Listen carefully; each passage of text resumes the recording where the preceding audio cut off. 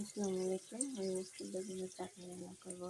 বেগুন কেটে নিয়েছি, তেলের কড়াই বসিয়ে দিয়েছি, পেঁয়াজ দিয়ে দিয়েছি, তেল দিয়ে দিলাম।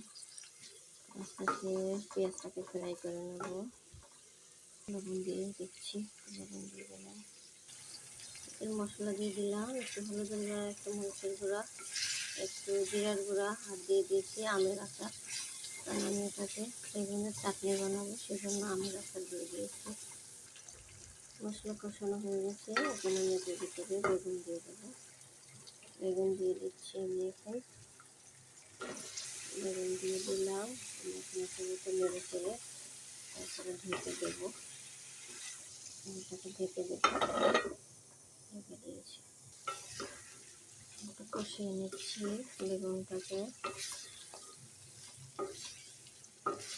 একটু ভালো করে কষিয়ে নিতে হবে।